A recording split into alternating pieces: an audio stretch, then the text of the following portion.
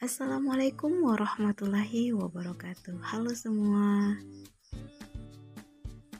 Perkenalkan, saya Irma Yani, mahasiswi program studi komunikasi dan penyiaran Islam dari kampus IAIN Palopo. Video ini saya buat untuk menyelesaikan final test dari mata kuliah komunikasi organisasi dengan dosen pengampu Ria Amelinda Eskom MIKOM. Kali ini kita akan membahas mengenai distorsi pesan dalam komunikasi organisasi. Jika kita berbicara mengenai distorsi, berarti kita akan berbicara mengenai gangguan atau noise. Gangguan yang kemudian menyebabkan pesan komunikasi yang kita sampaikan menjadi kurang tepat atau menyebabkan terjadinya miscommunication. Distorsi juga akan mengurangi keefektifan dalam berkomunikasi. Adapun konsep-konsep distorsi pesan dalam komunikasi organisasi, di mana distorsi itu adalah bentuk perubahan makna atau isi dari suatu pesan, atau pesan yang secara sengaja maupun tidak sengaja mengalami perubahan arti. Distorsi juga diartikan sebagai kekurang tepatan atau perbedaan arti dari apa yang dimaksudkan oleh seorang komunikator dengan apa yang dipahami atau diimplementasikan oleh seorang komunikan. Dan distorsi menurut KBBI adalah proses pemutarbalikan suatu fakta, aturan, dan sebagainya. Dan distorsi bisa juga diartikan sebagai penyimpangan makna. Dan distorsi adalah bentuk lain atau karakteristik lain daripada sesuatu. Dan menurut Kamus Merriam-Webster, distorsi adalah kegiatan memutar atau mengubah sesuatu dari keadaan aslinya. Semua kejadian yang terjadi pasti mempunyai faktor-faktor yang menyebabkan terjadinya hal tersebut.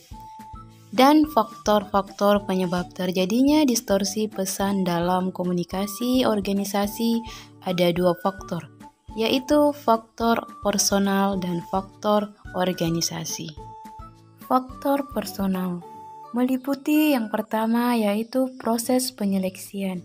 Proses penyeleksian yang dimaksudkan di sini adalah ketika seseorang lebih memfokuskan pikiran mereka kepada apa yang ada dalam diri mereka, dan mereka akan mengabaikan apa yang terjadi di luar diri mereka secara selektif.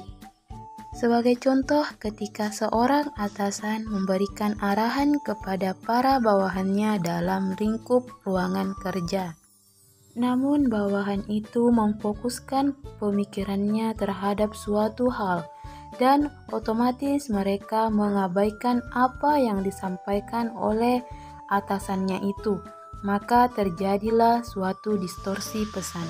Selanjutnya yang kedua, seorang individu secara konsisten melihat sesuatu sesuai dengan apa yang mereka percayai. Jadi, persepsi kita mengenai sesuatu sangat dipengaruhi keyakinan kita akan sesuatu tersebut. Selanjutnya yang ketiga yaitu penggunaan bahasa yang kurang tepat. Penggunaan bahasa yang kurang tepat ketika berkomunikasi akan menyebabkan informasi yang kita sampaikan menjadi sulit untuk dipahami. Kemudian yang keempat yaitu keberadaan jarak seorang komunikator dengan seorang komunikan. Keberadaan jarak yang jauh antara seorang komunikator dan seorang komunikan akan mengakibatkan pesan yang disampaikan menjadi kurang dipahami atau kurang dimengerti. Dan selanjutnya yaitu ketidaksesuaian antara bahasa verbal dengan bahasa nonverbal. Atau maksudnya di sini adalah ketidaksesuaian dengan apa yang dikatakan dan bahasa tubuh yang ditampilkan. Maka ini akan menyebabkan terjadinya distorsi pesan. Yang kedua yaitu faktor organisasi. Meliputi yang pertama yaitu jaringan komunikasi. Maksudnya adalah banyaknya tingkatan atau mata rantai yang harus dilalui oleh suatu pesan, sehingga pesan yang disampaikan selalu mengalami perubahan kata dari suatu komunikan ke komunikan yang lainnya. Dan yang selanjutnya adalah hubungan yang tidak personal.